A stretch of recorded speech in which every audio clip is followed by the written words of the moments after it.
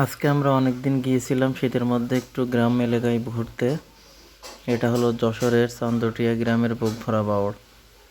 এখানে অনেকটা প্রাকৃতিক পরিবেশ, লোকজন মাছ ধরছে, করছে, বিভিন্ন মাছ খাওয়া পাখি।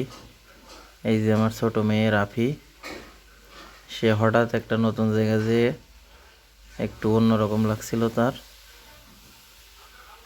তারা দুইজন গিয়ে শুধু বিভিন্ন বিষয়ে প্রশ্ন করতে থাকে, যেহেতু পরিবেশটা একটু অন্যরকম ছিল।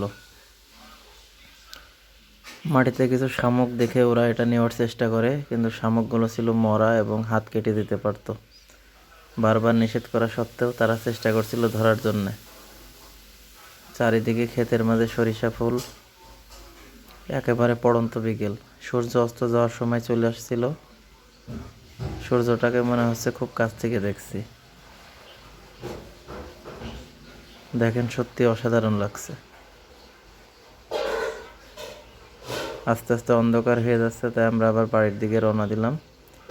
হাতে একটা পাটখড়ি পেয়ে ওরা পানিতে খেলা করছিল। আসলে এমন পরিবেশ ওরা আগে কখনো একটা তেমন দেখে নাই।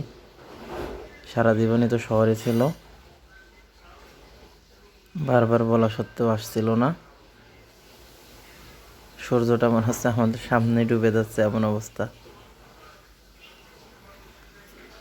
একেবারে সন্ধ্যার আগ মুহূর্তে আমরা আবার চলে আসি। এর কিছুক্ষণ পরে সামনে একটা শুকনো জায়গায় দেখি কিছু কচুরি ফুল। কচুরি পানাগুলো শুকিয়ে গেছে প্রায়, কিন্তু সেখানে অনেক ফুল ছিল বিভিন্ন রকম। পানিতে হওয়া ফুলগুলো কলমি শাক।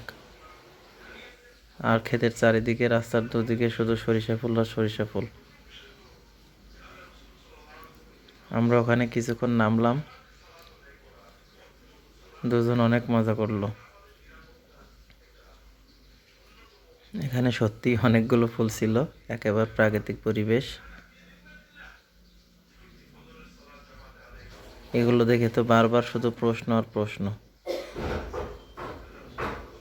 ফুল ছিঁড়তে গিয়েও বারবার ব্যালেন্স রাখতে পারছিল না, পড়ে যাচ্ছিল ছোট মেয়েটি।